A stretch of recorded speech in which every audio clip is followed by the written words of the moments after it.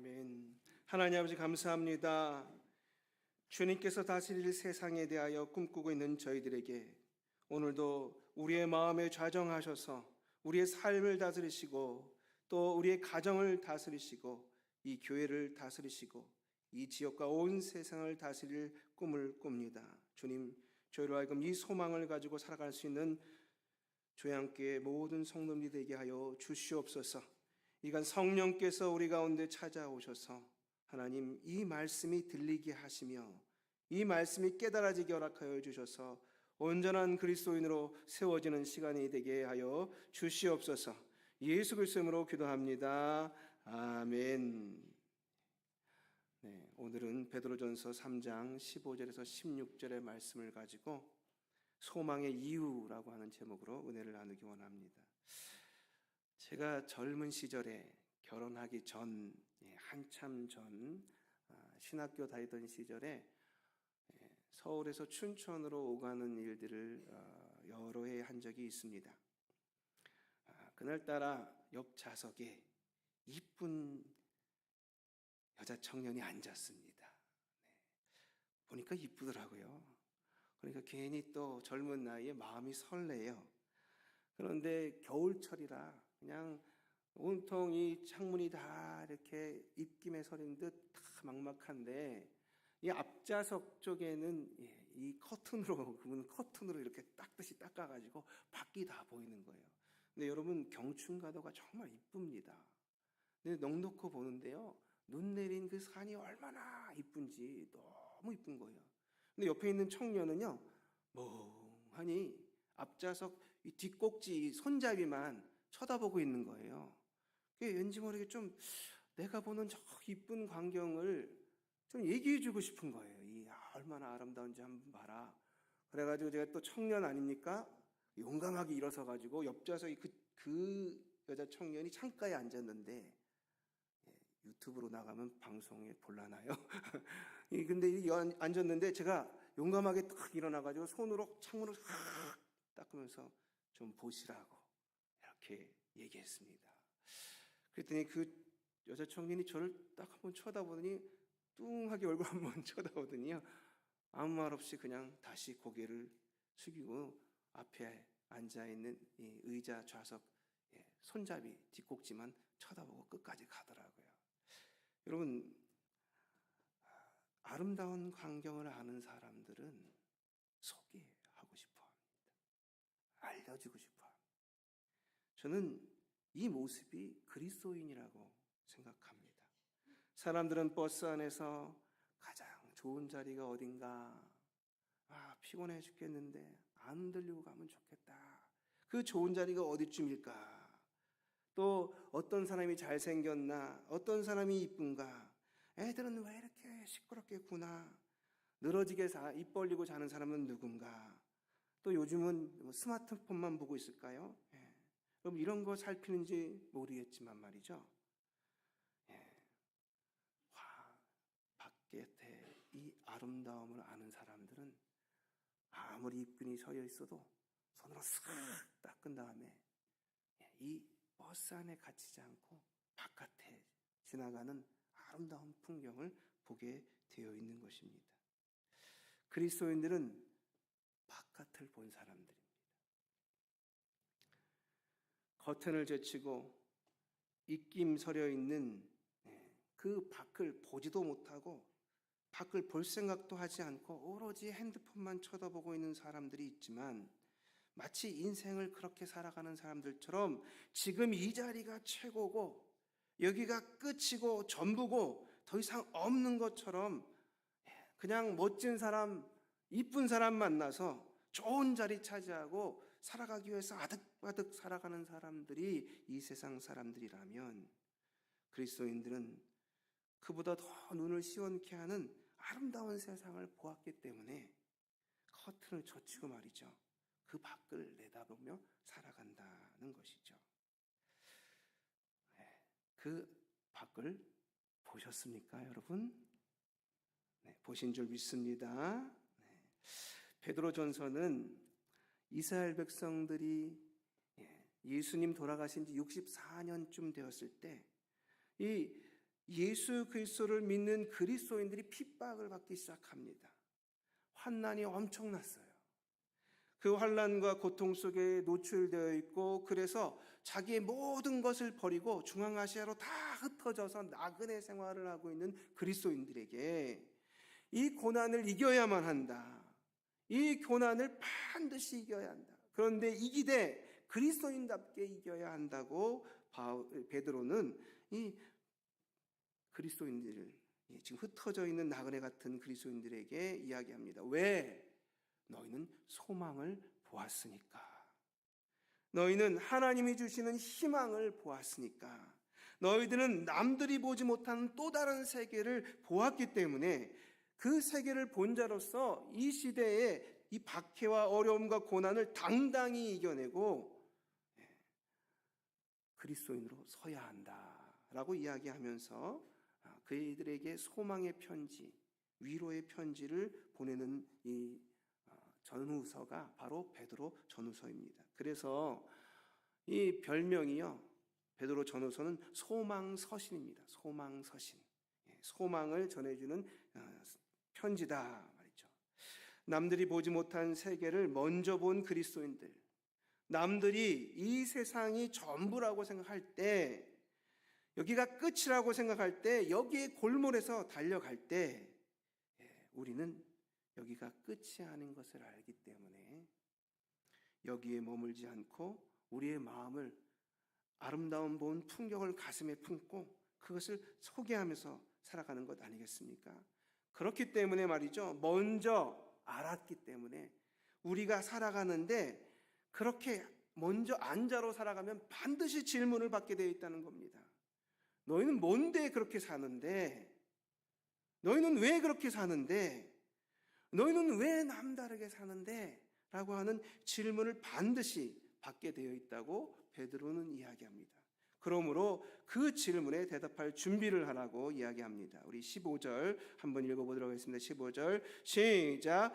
너희 마음에 그리스도를 주로 삼아 거룩하게 하고 너희 속에 있는 소망에 관한 이유를 묻는 자에게는 대답할 것을 항상 준비하되 온유와 두려움으로 하고.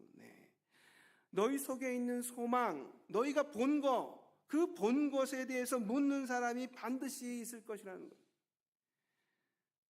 도대체 뭐 돈 숨겨놨어?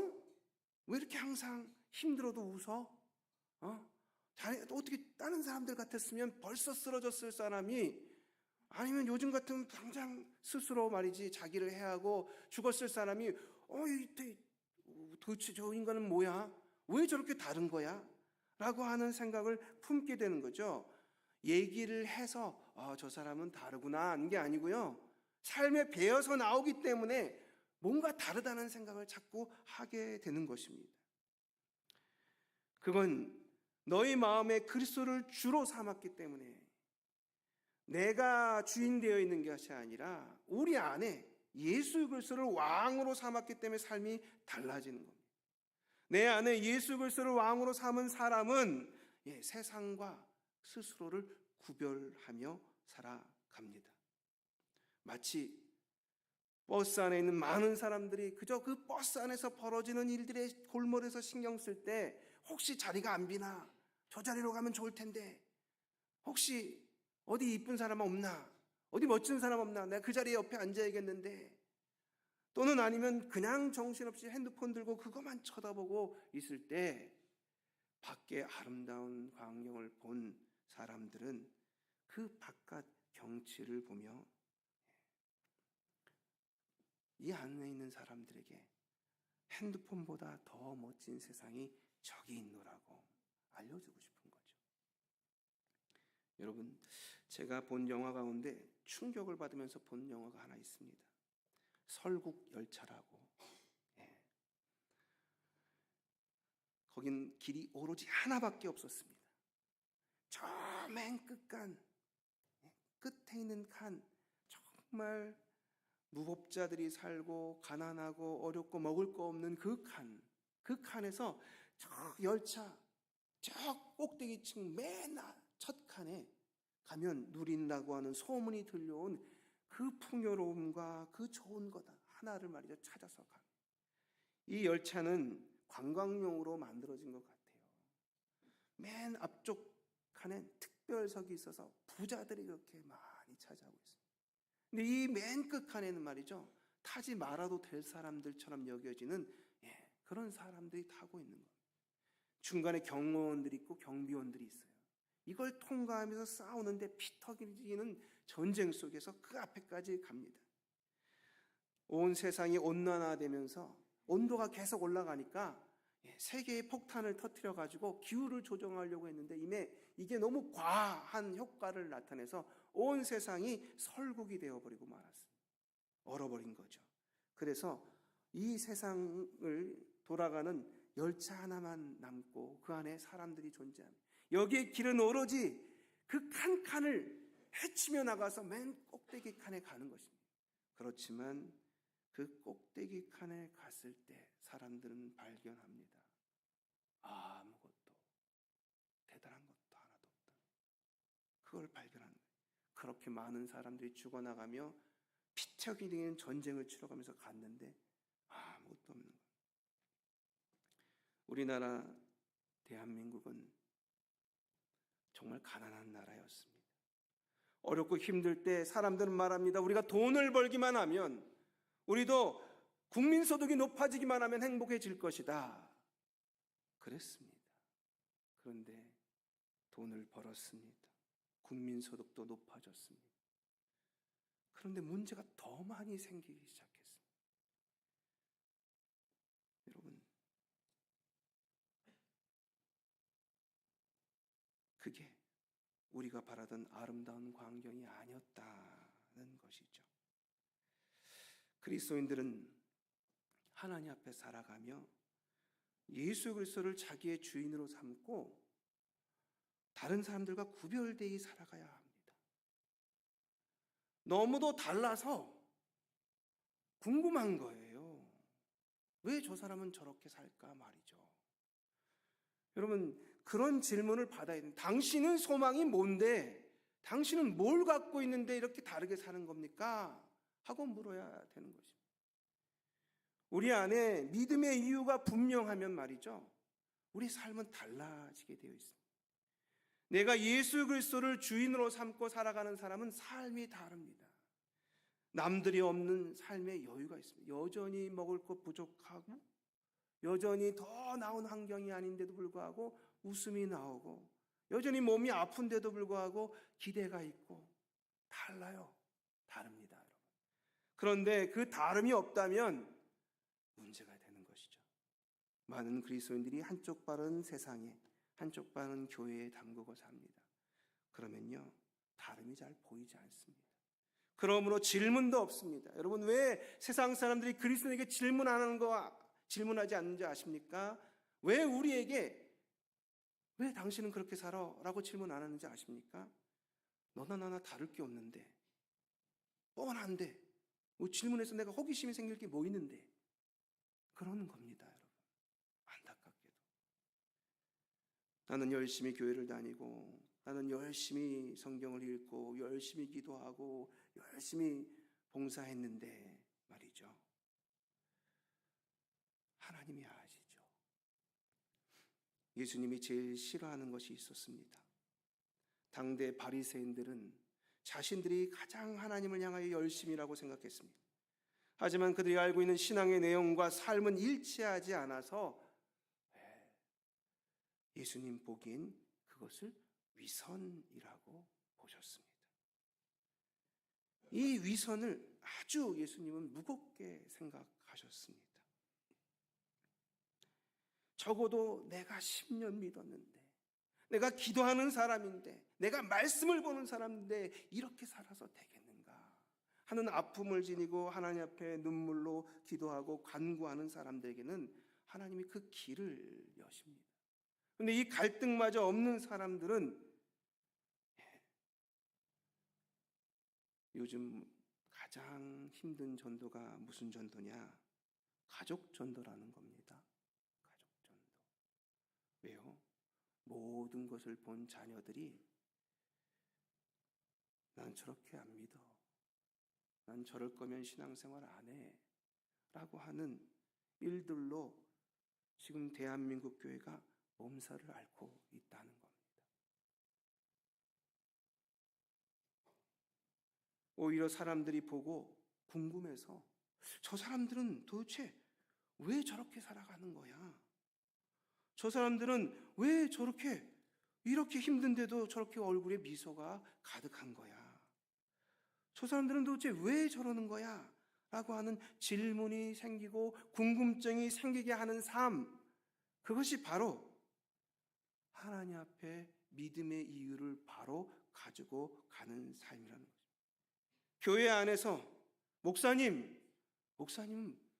뭐가 좋아서 그렇게 웃으세요? 장로님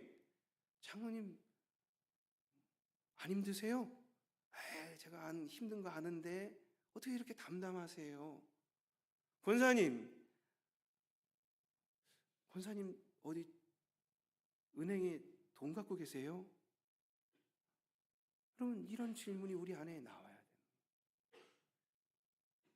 그것이 없다면 내 믿음의 이유를 점검해 보셔야 합니다. 그 믿음의 이유를 가진 사람들은 반드시 소망의 이유를 갖게 되는 것이죠. 세상 사람들은요, 이 세상을 살아가면서 과거, 현재, 미래만 생각합니다. 그것이 세상 사람들이 가진 이 세상을 보는 눈이에요. 내가 옛날엔 이랬는데 미래는 이렇게 살아야지. 여러분, 하지만요, 그리스도인은 좀 다릅니다. 창조, 부활, 그리고 재림이라고 하는 시선을 가지고 있습니다. 하나님께서 이 세상을 창조하셨지만 인간이 범죄할 때에 예수 그리스도께서 오셔서 그 죄값을 십자가로 치르시고 죽은 줄 알았는데 죽음의 권세를 깨트리시고 부활하셔서 승천하신 이후에 반드시 다시 오실 것이다. 모든 성경의 말씀이 응답되었으나 이제 다시 오시는 것만 남았다 라고 하는 세상을 보는 눈, 다른 눈을 가지고 살아가는 사람이 믿음의 이유를 가진 그리스도인이라는 것입니다. 그것을 바라보는 사람에겐 늘 소망이 세상 사람들과 다르게 살아가야 될 이유가 있는 것입니다. 저는 그 유명한 연무장길에 삽니다. 지금도 이 추운 겨울에 팝업 스토어 앞에 청년들이 손을 비벼가면서 추워가지고 오돌오돌 떨면서 기다리고 있습니다. 그 가게가 오픈하기를. 분명히 그 가게에서 주는 샘플을 받으러 왔을 것입니다. 그나마 남자친구랑 같이 오손도손 이야기하는 사람들은 보기가 좋아요.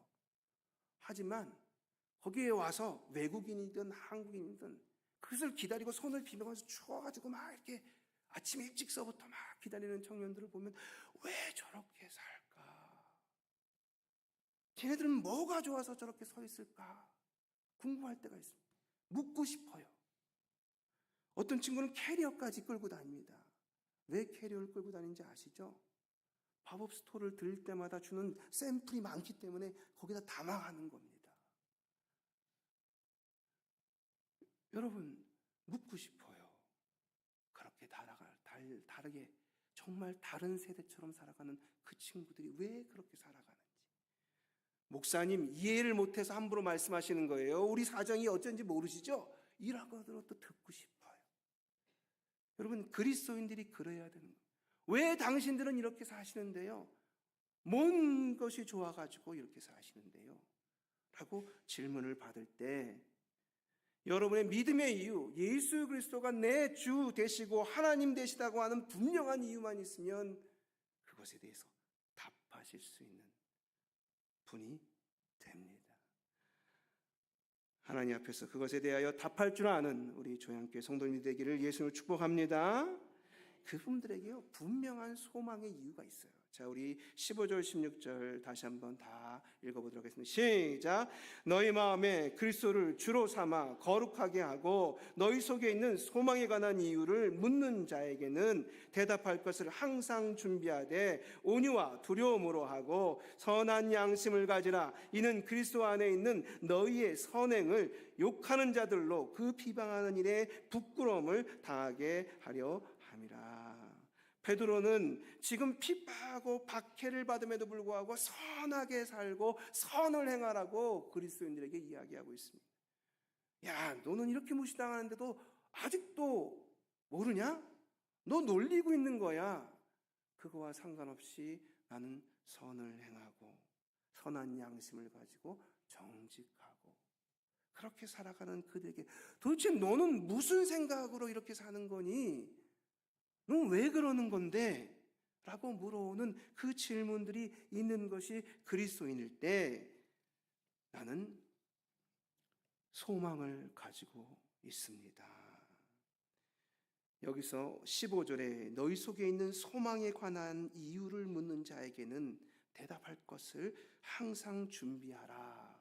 여러분, 여기 소망은요, 엘피스라는 말입니다. 헬라어로. 이 엘피스는 기대, 희망, 소망 이렇게 이야기합니다. 그런데요, 이 엘피스라는 말로 하나님의 소망을 다 설명할 수가 없어요. 어떤 의미도 있냐? 이 엘피스라는 말에 이 하나님이 쓴 이 용어는요, 소망, 신뢰, 안전, 믿을 만한 소망이란. 희망도 있는데 가짜 희망도 있잖아요. 희망이라고 이야기하라고 막 달려가라고 해서 아파트 샀는데 사기였잖아요. 여러분, 우리가 살아가는 세상이 그런 거 아닙니까? 그래서 베드로는 여기서 소망이란 말을 쓸 때 그냥 소망이라고 잘 안 쓰고요, 앞에서 산 소망, 리빙 홉 이렇게 이야기합니다. 산 소망이다. 이 말은 진짜 힘이 있고 우리의 삶을 이끌어가는, 그래서 정말 능력이 있는 진짜 소망이다라는 뜻입니다. 가짜 소망이 있기 때문에 그런 거예요. 여러분, 세상에는요, 가짜 소망, 진짜 소망이 없습니다. 소망처럼 보이는 가짜가 너무 많아요. 그래서 산 소망과 죽은 소망을 우리는 구별할 필요가 있습니다. 이 소망의 문제, 희망의 문제는 그리스도인만의 문제가 아닙니다. 이 소망에 따라 사람이 살기도 하고 죽습니다. 여러분, 공산주의가 왜 일어난 겁니까? 거기에 희망을 걸었어요. 얼마나 똑똑한 사람들이, 당대에 정말 똑똑한 사람들이, 대학 나온 사람들이 공산주의를 받던 이렇게 아름다운 세상이 없어요. 사도행전에서 봤던 그 모습이 성령 빼고 다 있어요. 그러니까 거기에 목숨을 걸었습니다. 희망이다, 이것만이 희망이다, 공산주의. 그런데 어떻게 됐습니까? 지금도 북한은 몇 년 전만 해도 자기네 나라가 가장 행복한 나라인 줄 알았어요. 그런데 이제는 다 뚫려서 모든 소식이 들어가니까 가장 불행한 나라라는 사실을 알게 돼서 밑에서 들끓고 있는 중 아니겠습니까? 여러분, 가짜 희망이 많습니다. 헬라 신화에 판도라 상자의 이야기가 있습니다. 헬라 신들에 의해서 완벽하게 만들어진 여인 판도라, 그가 열지 말라고, 제우스가 명령해서 열지 말라는 상자를 엽니다. 호기심이었습니다. 그랬더니 거기서 죽음이 나오고 질병이 나오고 고독이 나오고 질투가 나와버렸어요. 온갖 재앙이 다 쏟아 나왔어요. 근데 맨 마지막에 하나 아직 안 나온 게 있었어요. 뭘까요, 여러분? 희망입니다. 희망. 그런데 이 희망만 있으면 죽음도 극복하고 질병도 극복하고 질투도 극복하고 고독도 극복할 수 있다, 이런 뜻이기도 합니다. 그런데요, 여러분, 제가 금방 말씀드렸듯이 세상의 희망은 가짜 희망이 많습니다. 삶을 파괴하는 헛된 희망 말입니다. 돈 많이 벌면 행복할 줄 알았죠. 돈 많이 벌어서 행복한 나라 꼽아보십시오, 여러분. 복지가 잘 돼서 행복한 나라 꼽아보십시오. 여러분, 마약 천국이에요, 거기가. 얘기해 보십시오. 제가 다 조사해 봤습니다. 왜 마약하겠습니까? 안 행복하니까. 돈 많다고 행복한 게 아니에요. 물론 하나님도 일용할 양식이 없을 정도로 그렇게 살기를 원치 않으십니다. 하지만 돈 많아서 하나님을 잊을 정도로 부유한 것도 원하지 않으세요. 네. 여러분, 우리가 잘 듣는 말 있지 않습니까? 희망 고문이라고. 저기에 가면 행복이 있다는 거예요. 그래서 공산주의 달려갔는데 아니었어요. 다 내려놨습니다. 이제 민주주의만 남았습니다. 여러분, 민주주의 행복합니까? 이 대한민국이 지금 그 민주주의가 지금 보이는데 아닙니까? 정치의 정점에 있는 우리 정치인들과 대통령 보십시오. 그들에게 행복하냐고 물어볼까요? 그것을 지켜보고 있는 우리 국민들은 어떻습니까, 여러분? 민주주의가, 공산주의가, 이데올로기가 우리에게 행복을 갖다 줍니까?